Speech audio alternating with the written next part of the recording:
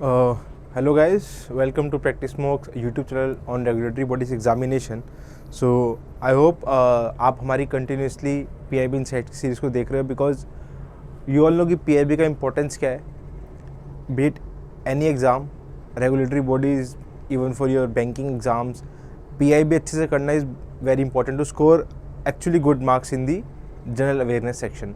सो जो हम पढ़ाते हैं यहाँ पे हम हॉट टॉपिक लेके आते हैं प्रीवियस डे का, एंड उस टॉपिक पे हम डिटेल कवरेज करते हैं except for that we point 5 questions. ठीक है, तो आज का टॉपिक ऑफ द डे हमारा अमरूत 2.0. ठीक है, it is related to urban transformation and rejuvenation that we will talk about in later part.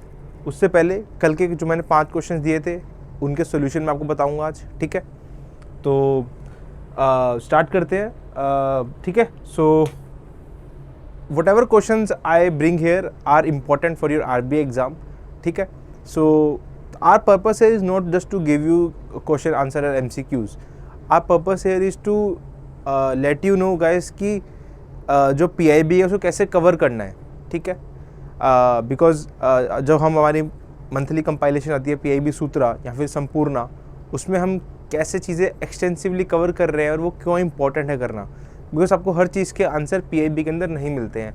कोई अगर स्कीम न्यूज़ में है तो उसका रिसेंट डेटा आ जाएगा, बट स्कीम की क्या गाइडलाइंस हैं, क्या उसको कैसे मॉनिटर किया जा रहा है स्कीम को, कब वो लॉन्च हुई, कौन से मिनिस्ट्रीज इन्वॉल्व हैं, क्या उसके कंपोनेंट्स हैं, दिस स्टैटिक पार्ट के लिए ना वो खुद से सर्च करनी पड़ती है. तो ये जो एक्स्ट्रा वर्क होता है ना, पहले तो PIB खुद में रीड करना एक चैलेंजिंग टास्क है. उसके अलावा PIB में स्टैटिक को लिंक करना भी थोड़ा चैलेंजिंग रहता है, specially for the new commerce. ठीक है, सो वो सब के लिए आपको हम PIB सूत्रा जो हमारी मंथली मैगजीन है वो आती है, प्लस अगर वो नहीं तो संपूर्णा ले सकते हो हमारी, that is covered in our course only. आप अलग से सिर्फ PIB सूत्रा बाय कर सकते हो. तो वहाँ पे हम क्या करते हैं, जो भी एक्सटेंसिवली मंथ के अंदर government schemes, initiatives, programmes, MOUs जो इंपॉर्टेंट है RBI एग्ज़ाम के लिए या फिर अदर रेगुलेटरी बॉडी एग्ज़ाम के लिए, इवन फॉर बैंकिंग के लिए, जब हमारा फोकस है PIB अच्छे से करना है तो किसी भी एग्ज़ाम में वो हेल्पफुल रहता है, और RBI में तो बहुत ज़्यादा हेल्पफुल रहता है, स्पेशली इन द फेज़ 1. ठीक है, तो स्टार्ट करते हैं. आज का टॉपिक है हमारा अमृत मिशन, और ये हम इन 5 क्वेश्चन लेके इन टॉपिक पे. ठीक है, ये क्यों न्यूज़ में था मैं ये बताऊंगा. ठीक है, like there is a portal which has been launched basically to help the students in competitive exams like JEE, NEET etcetera और the state government exams. PLFS का डेटा बताया गया है अनएम्प्लॉयमेंट रेट का. ठीक है, PLFS आपको पता है कि एनुअली रिपोर्ट निकालता है. जब 17 के बाद आना चालू हुआ तो इसका लेटेस्ट डेटा जो है हमारा वो बताया यहाँ पे अनएम्प्लॉयमेंट रेट को लेके, उस पर क्वेश्चन है. नेशनल इनकम को लेके ministry of statistics and programme implementation है, MOSPI ने डेटा निकाला है, स्टेट वाइज निकाला है कि स्टेट का कितना पर कैपिटा GDP है एट्सेट्रा. तो ये हमारे लिए इंपॉर्टेंट हो जाता है. ठीक है, यहाँ से क्वेश्चन बन जाते हैं. बट यहाँ पे मैंने जो क्वेश्चन लेके आया हूँ ना, I have brought the static question here. It is not from the PIB. See, the topic has been discussed in PIB, the national income, but the question जो मैं लेके आया हूँ वो जो है हमारा वो केटर कर रहा है स्टैटिक पार्ट को, कि नेशनल इनकम निकालते कैसे, फॉर्मूला क्या है, क्या वो GDP से निकाल रहे हैं या उसको GNP से निकालने का डेप्रिसिएशन ऐड करें, डेप्रिसिएशन माइनस कर रहे हैं. ठीक है, तो वो बात है. उसके बाद किसान क्रेडिट कार्ड में, तो यहाँ पे डायरेक्टली न्यूज़ में नहीं था, बट एक्चुअली में क्या था कि गवर्नमेंट ने बताया कि फार्मर्स को क्रेडिट फैसिलिटेट करने के लिए क्या क्या स्टेप्स लिए गए हैं. तो उसमें से one of the important step is किसान क्रेडिट कार्ड. ठीक है, इसकी गाइडलाइंस बहुत ज़्यादा इंपॉर्टेंट हो जाती है. क्यों? क्योंकि यहाँ पे RBI इसको इंप्लीमेंट करवाता है, इसका मास्टर सर्कुलर भी RBI निकालता है. तो यहाँ पे RBI का रोल बहुत इंपॉर्टेंट हो जाता है किसान क्रेडिट कार्ड के अंदर, क्योंकि लोन की बात की जा रही है. अब लोन में बैंक्स दे रहे हैं तो उसके लिए गाइडलाइंस होनी चाहिए, कितना मिनिमम कोलैटरल लेना चाहिए. तो बैंक्स को कौन बता रहा है? RBI बता रहा है. ठीक है, because banks are regulated by RBI. Then AMRUT 2.0. So easy news में क्यों था? बिकॉज इसका इम्पैक्ट बताया गया है, क्या इम्पैक्ट रहा है इसका ग्राउंड पे इन द PIB. ठीक है, तो बट इस पर हमने यहाँ क्वेश्चन भी लाए हैं, प्लस हम इसका टॉपिक ऑफ द डे भी लेके आए हैं. ठीक है, तो स्टार्ट करते हैं हम कल के क्वेश्चन से. सो अमृत धरोहर स्कीम, मैंने आपको बताया था कल ही इसके बारे में. इसके 4 कंपोनेंट्स हैं. जो कंपोनेंट नहीं है वो है हमारा वेटलैंड प्रोटेक्शन. ठीक है, ये ऐसे क्वेश्चन बहुत डिफिकल्ट होते हैं करने, बिकॉज आप कुछ भी आप कैसे इस पर एलिमिनेट कैसे करोगे. आप सारे ही इंपॉर्टेंट है. आपको जो अगर आप ओड वन आउट करोगे इसके अंदर,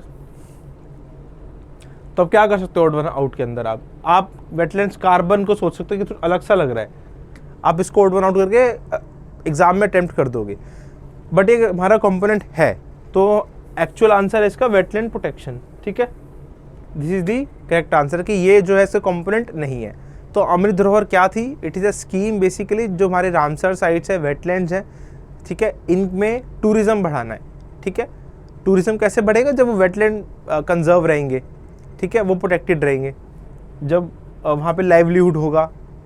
जब टूरिज़्म बढ़ा रहे हो तो वेटलैंड के आसपास में भी लाइवलीहुड जनरेट होगा, एम्प्लॉयमेंट जनरेट होगी। सो 4 कंपोनेंट्स के अंदर the wetland protection is not one of the component. ठीक है, ये वेटलैंड प्रोटेक्शन हमारा कहीं ना कहीं स्पीशीज एंड हैबिटेट कंजर्वेशन के अंदर ही कवर हो जाता है। सो 4th is not the component. ठीक है, ये इसका राइट आंसर है। Now PLI scheme for food processing industry. So this is a very detailed question. यहाँ से क्वेश्चन अगर आता है तो one of the difficult question होगा और बहुत कम बच्चे सॉल्व कर पाएंगे ऐसे क्वेश्चंस को। हाँ, गैस वर्क करके में भी कुछ परसेंटेज बच्चे सॉल्व कर लें, बट एक्चुअली में it is tough to solve this question. ठीक है, so here the point is the PLI scheme. आप पता है PLI स्कीम्स कितने सेक्टर्स में जा चुकी है, रिसेंट सेक्टर कौन सा है? तो आपको कमेंट सेक्शन में बताना है कितने सेक्टर्स के अंदर PLI स्कीम जा चुकी है। लेटेस्ट जो हमारा सेक्टर है वो है ड्रोन का सेक्टर। ठीक है, अब कितने सेक्टर में जा चुके हैं वो कमेंट में ये बताना है। ठीक है, अब फूड प्रोसेसिंग के अंदर कुछ गाइडलाइंस हैं। फूड प्रोसेसिंग इंडस्ट्री बहुत इंपॉर्टेंट है हमारे लिए, फार्मर्स को सपोर्ट करने के लिए, एम्प्लॉयमेंट के लिए। ठीक है, जो हमारा इंडस्ट्रियल सेक्टर है उसकी ग्रोथ के लिए भी बहुत इंपॉर्टेंट है हमारी फूड प्रोसेसिंग सेक्टर। तो इसी के ही गवर्नमेंट ने क्या कहा है कि हम इंसेंटिव्स प्रोवाइड करेंगे based on your sales, based on your investment basically. ठीक है, तो ऐसा तो नहीं है कि गवर्नमेंट हर एक जितनी फूड प्रोसेसिंग में जितनी भी इंडस्ट्री है सबको पैसा दे दे। It is not possible. So government क्या करेगी? पहले चेरी पिक करेगी फीजेबल उनको जिनका ऑलरेडी इन्वेस्टमेंट है एंड सेल्स है। अगर वो एक पर्टिकुलर थ्रेशोल्ड को मीट करेंगे एज पर द गाइडलाइंस, अब वो कितनी मिनिमम इन्वेस्टमेंट है, कितनी मिनिमम सेल्स है, वो एग्जाम के लिए इतना इंपॉर्टेंट नहीं है अनलेस एंड अनटिल वो न्यूज़ में रह रहा है बहुत किसी कंट्रोवर्शियल रीज़न के कारण।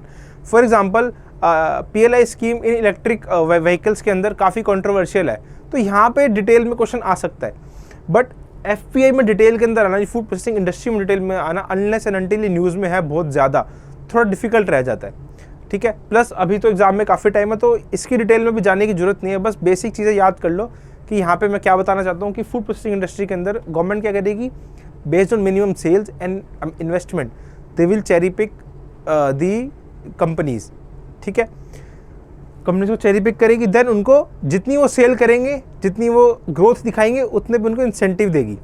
ठीक है, अब एक और चीज़ गवर्नमेंट कहती है कि हम हर एक चीज़ में नहीं दे सकते हैं। फूड प्रोसेसिंग में बहुत सारी चीज़ें आ जाती हैं, कुछ भी खेत से लाके कुछ भी कन्वर्ट कर दो, आप फूड प्रोसेसिंग के अंदर मान लोगे। बट गवर्नमेंट कहती है कि हम इसको कैटेगराइज करते हैं। तो गवर्नमेंट कुछ चीज़ों में इसको कैटेगराइज करती है, like ready to cook food, mozzarella cheese, marine products and so on. ऐसे 4 कैटेगरीज में गवर्नमेंट कैटेगराइज करती है इनको कि ये इन अगर आप ये प्रोडक्ट्स में बना रहे हो तो हम इसमें देंगे। इसके अलावा अगर आप ब्रांडिंग एंड मार्केटिंग कर रहे हो प्रोडक्ट्स की अब्रोड तो हम उसमें भी इंसेंटिव्स देंगे, मतलब एक्सपोर्ट में हेल्प करेगा वो। ठीक है, तो ये कुछ गवर्नमेंट ना चेरी पिक करते हैं कि हम टारगेट कर रहे हैं इन पर्टिकुलर एरियाज़ को, उन्हीं को इंसेंटिव देंगे जब वो मिनिमम सेल्स एंड थ्रेशोल्ड का क्राइटेरिया मीट करेंगे। ये है, और फिर जो एक्स्ट्रा वो सेल कर रहे हैं उन पर उनको इंसेंटिव दिया जाएगा। इतना ही होता है प्रोडक्शन लिंक्ड इंसेंटिव। नाम में जितना प्रोडक्शन करोगे उतना आपको इंसेंटिव मिलेगा। सो पहला यहाँ पे है 100% foreign own company registered in India is eligible to the scheme. This correct statement. It has to just registered in India. कोई भी इंडियन कंपनी हो, भले वो 100% फॉरेन ओन्ड हो, उसको इंसेंटिव मिलेगा इसके अंदर। Tenure of the scheme is this 6 years। This is also correct. ये 6 साल का टेन्योर है, 26-27 तक। This also correct. Second, both minimum sales and minimum investment are the criteria for the selection. ये थोड़ा डाइसी है। डाइसी क्यों है? मिनिमम सेल्स तो है, it is not only minimum investment, it is committed investment. ठीक है, committed investment, it is committed investment. ठीक है, तो there is difference between minimum investment and committed investment. तो यहाँ पे जो बात करता है scheme, it talks about committed investment, तो हमारी थर्ड स्टेटमेंट हो जाएगी गलत। तो करेक्ट आंसर हो जाएगा हमारा बोथ ए एंड बी। ठीक है, मिनिमम इन्वेस्टमेंट में बेसिकली ये है कि आपने कितनी मिनिमम कर दी है। कमिटेड के अंदर ये है कि आप अगले टाइम में कितना कमिट कर रहे हो, वो भी इंक्लूड होगी। ये तो कमिटेड इन्वेस्टमेंट के अंदर मिनिमम भी इंक्लूड होगी, प्लस आप कितना कमिट कर रहे हो वो भी इंक्लूड होगा। तो एक्चुअली में कमिटेड इन्वेस्टमेंट को क्राइटेरिया माना जाता है फॉर द सिलेक्शन। तो both A and B are the correct answers here. Now which of the following country is not a member of RATS SCO? तो RATS बेसिकली ताशकंद के अंदर है and it is a body of SCO। तो जो member SCO के होंगे वो RATS के मेंबर ऑटोमेटिकली हो जाएंगे, ठीक है। तो कौन से नहीं है? तो आंसर तुर्कमेनिस्तान। आप बस इतना ध्यान रखो, सेंट्रल एशियन कंट्रीज़ के अंदर एक मंगोलिया, एक तुर्कमेनिस्तान। मंगोलिया जो है ऑब्जर्वर है ऐसी, बट मेंबर नहीं है। ऐसे तुर्कमेनिस्तान भी मेंबर नहीं है, इट इज़ इधर इन ऑब्जर्वर और some other thing, it is not a member, ठीक है। So Turkmenistan is not the member of the SCO, Shanghai corporation organisation. Iran अभी अभी आया है, पाकिस्तान और इंडिया को मिला था, कजाकिस्तान है, रशिया भी है, ठीक है। यूरेशिया बेसिकली चाइना का कंट्रोल आने के लिए उस एरिया के अंदर इसका सेटअप किया गया था। बेसिकली चाइना भी चाहता है कि अगर वहाँ पे इंफ्रास्ट्रक्चर ग्रोथ हो, वहाँ से इकोनॉमिकली ट्रेड हो, एक्सेट्रा हो, तो वहाँ पे सिक्योरिटी एंड पीस होना चाहिए, टेररिज्म नहीं होना चाहिए। तो इसके लिए SCO बॉडी को बनाया गया। SCO बॉडी का मेन पर्पस रहता है कि एंटी टेररिज्म हो, टेररिज्म कम हो बेसिकली, एंड सिक्योरिटी हो ज़्यादा हो बेसिकली। तो ये फोकस रहता है SCO का। तो Turkmenistan is not the member of SCO, ठीक है। Now PM Janman. So PM Janman PVTG related आपको पता होगा। पहली स्टेटमेंट गलत है इसके अंदर, ऑल द PVTGs है, बट इसकी आगे एक स्टेटमेंट आती है कि those who have been left out of other schemes.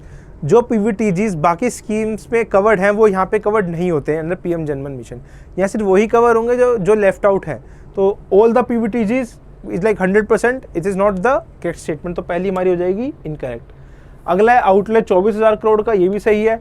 It focuses on 11 critical intervention related to 9 की ministries, this is also correct statement. तो both B and C are the correct answer. Now dare to dream scheme, it is related to ministry of defence. Basically क्या है, यहाँ पे award दिए जाते हैं MSMEs के अंदर जो डिफेंस में कुछ इंसेंटिव वो ले रहे हैं, इनोवेशन कर रहे हैं। तो it is under the ministry of defence by DRDO, ठीक है। Next will start with the Amrut, ठीक है, Atal mission for rejuvenation and urban transformation. So आपने सुना होगा जल जीवन मिशन। जल जीवन मिशन क्या था? Tap water connection to rural households. अब अर्बन हाउस होल्ड्स के लिए भी टैप वाटर कनेक्शन चाहिए, तो to provide not only tap water connections but sewage and septage treatment as well as green spaces, water treatment, water harvesting structures, है ना, water recycling, all this will happen through Amrut. Amrut जब launch हुआ था पहले था 1.0, अब हो गया अमृत 2.0। अमृत 2.0 में क्या फ़र्क है अमृत 1.0 से? अमृत 2.0 के अंदर आप पहले क्या था अमृत 1.0 के अंदर कि पहले सिर्फ 500 सिटीज़ कवर थी to provide the tap water connections, but अब it is extended to all 4800 statutory towns for giving the tap water connections, ठीक है। This is the thing, all statutory towns. Now there is a difference between census town and statutory town that we will discuss in the later part, ठीक है। और 2021 के अंदर अमृत 2.0 launch हुआ था till what year? Till the 2025-26, ठीक है। Purpose क्या है इसका? सिटीज़ को सेल्फ रिलायंट बनाना है, वाटर सिक्योर बनाना है। सिटीज़ को सेल्फ रिलायंट वाटर सिक्योर बनाना है, providing universal coverage of sewerage and septage management in 500 Amrut cities, ठीक है। Mission has a reform agenda focus on financial stability, ease of living citizen and water sector reform. So हमारा SDG 6 बात करता है providing clean water की, तो SDG 6 को कहीं ना कहीं टारगेट कर रहा है, सस्टेनेबल डेवलपमेंट गोल 6.0 को, ठीक है। अब कितना इसका एलोकेशन है? टोटल इंडिकेटिव आउटले है हमारा 2,99,000 बेसिकली करोड़। इसके अंदर सेंट्रल का शेयर है 76,500। Now this one important thing कि जो ये 76,500 है, ये गवर्नमेंट का आउटले है, सेंट्रल गवर्नमेंट का 2021 में दिया गया था ये बेसिकली। तो गवर्नमेंट ने कहा था कि 2021 से लेके मार्च 2023 तक अमृत 1.0 के अंदर जो प्रोजेक्ट्स चल रहे थे, बेसिकली क्या होता है अमृत के अंदर कि स्टेट्स जो है, क्योंकि अल्टीमेटली स्टेट्स को इम्प्लीमेंट करनी है चीज़ें, तो स्टेट्स जो है अपने प्रोजेक्ट्स लेके सेंट्रल गवर्नमेंट के पास जाती है, फिर वहाँ पे जाके उनसे पैसा मांगते हैं, सेंट्रल असिस्टेंस मांगती है। वो कब देती है? सेंटर जब उसके स्टेट के एक्शन प्लान को सेंटर वेरीफाई कर लेती है, सही कहती है कि हाँ ठीक है इसमें हम पैसा दे देंगे। तो कुछ प्रोजेक्ट्स ऐसा तो नहीं है कि अब जब अमरूद 2.0 लॉन्च हुआ तो अमरूद 1.0 के सारे प्रोजेक्ट खत्म हो गए, ऐसा नहीं था। तो प्रोजेक्ट जो मार्च 2023 तक अमरूद 1.0 के चल रहे थे, जो पहले स्टेट गवर्नमेंट्स ने जिनकी मंजूरी ली थी, उनके लिए सेंट्रल गवर्नमेंट ने 10,000 करोड़ रुपए अलग से रख दिए। तो अमरूद 2.0 का central assistance is around 66,750 crore, ठीक है। वो है हमारा अमरूद 2.0 का central assistance from the central government, ठीक है। This is it. अब आगे बढ़ते हैं ना। दिस इज दी इस साल का बजट कितना है, 8,000 करोड़, ठीक है। तो हमें ध्यान रखना है 8,000 करोड़ है इस साल का budget estimate. It is an increase of 23%, ठीक है। पहले कितना था रिवाइज से 6500, तो 8,000 हो गया हमारा अमरूद के अंदर।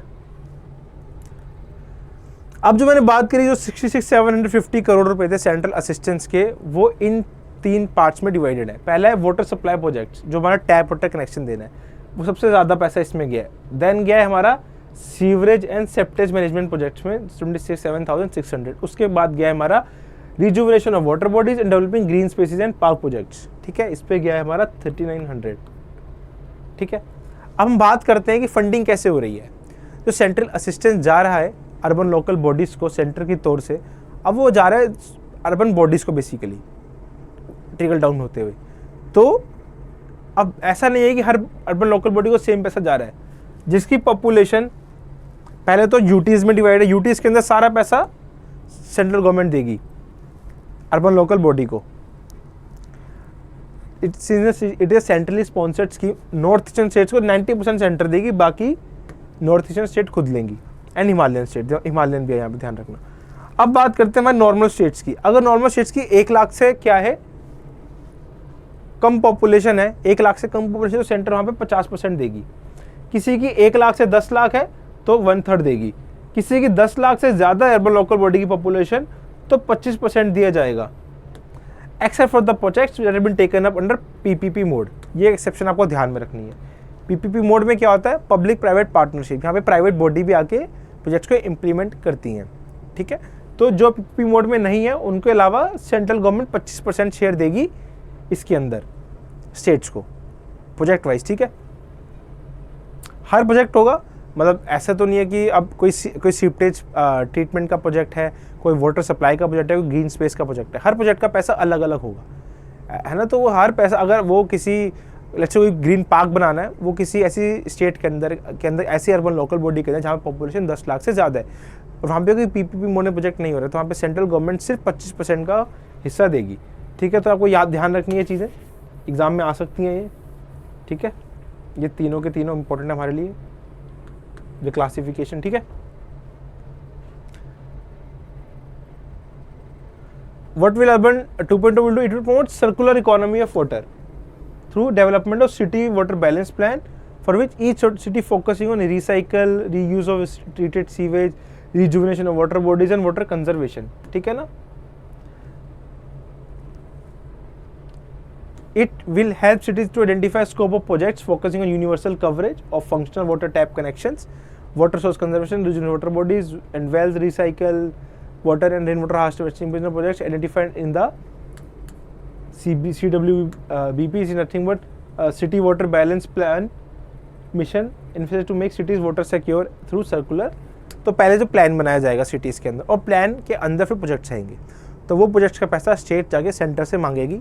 पहले अप्रूव करवाएगी अपना स्टेट एनुअल एक्शन प्लान जो होगा स्टेट का एनुअली, उसको अप्रूव कराएगी स्टेट, उसको सेंटर उसको अप्रूव करेगा और फिर उस पर फंड्स रिलीज़ करेगा। ये सब रहता है, और फंड उस हिसाब से रिलीज करेगा अर्बन लोकल बॉडी वाइज। अब किसी स्टेट्स में हो सकता है कि यार सारी की सारी अर्बन लोकल, सारी तो नहीं सही, most of the urban local bodies are having population of less than 1 lakh, तो उस स्टेट्स में ज़्यादा पैसा जाना पड़ेगा सेंट्रल गवर्नमेंट का। It depends on urban local body में कितना पॉपुलेशन है, उस तरह सेंटर का फंड स्टेट पे जाता है। पीपीपी पे कुछ कंडीशन थोड़ी इंपॉर्टेंट है हमारे लिए। PPP projects amounting to at least 10% of projects allocation for all cities, ठीक है। मिलिट्री अगर पीपीपी मोड, मतलब जिन स्टेट में पॉपुलेशन 10 लाख से ज़्यादा है, उसमें minimum 10% of the total project should be covered under the PPP mode, ठीक है। इससे बेसिकली क्या होता है ना कि सेंट्रल गवर्नमेंट का भी खर्चा बचता है, प्लस स्टेट का भी बचता है, कि प्राइवेट यहाँ पे कहीं ना कहीं आता है, प्राइवेट जो है कहीं ना कहीं एफिशिएंसी भी लेके आता है, ठीक है। इसके अलावा 3 अदर कंपोनेंट हैं, ठीक है, इसको आप रीड कर लेना। Like it is just something कि अब टेक्नोलॉजी पे काम करना है, अवेयरनेस कैंपेन चलाने, इन्फॉर्मेशन को रिलीज करना है सबके पास, it related to this thing. अब मैं बताता हूँ difference between census town and statutory town. Statutory town वो होते हैं जो हमारे डिफरेंट स्टैट्यूट्स के अंदर होते हैं। फॉर एग्जांपल अंडर दी जैसे हमने कैंटोनमेंट देखा होगा, दिल्ली कैंट आपने सुना होगा, सो वो क्या है, स्टैट्यूटरी टाउन है, ठीक है। वो किसी एक एक्ट या किसी एक रेगुलेशंस के अंदर कवर्ड है।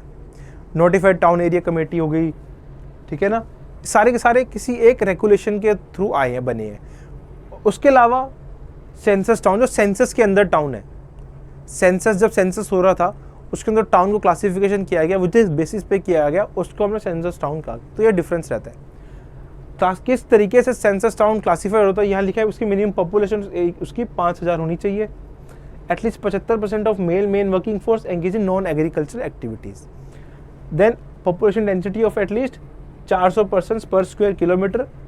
As per 2000 census there are 3784 census town as against 1362 in 2001। तो कितनी अर्बनाइजेशन है, यू कैन सी, जितनी अर्बनाइजेशन हो रही है उतना ही आपको अर्बन प्रॉब्लम्स को सॉल्व करना पड़ेगा। और सबसे बड़ी अर्बन प्रॉब्लम यही वाटर के रिलेटेड होती है, प्रॉपर वाटर सप्लाई करना, पोर्टेबल वाटर सप्लाई करना, वाटर जो सीवेज से आ रहा है उसको कलेक्ट करना, देन उसको रिकवर करना, उसको डिस्पोजल करना, है ना, उसको रिजुविनेट करना इफ़ पॉसिबल। जो वाटर रेन आ रही है उसका प्रॉपरली रन ऑफ होना चाहिए, there has to be some harvesting structures, ठीक है। So this is about the census town. Now come the statutory town. Statutory town में there are around 4000 such towns, ठीक है ना।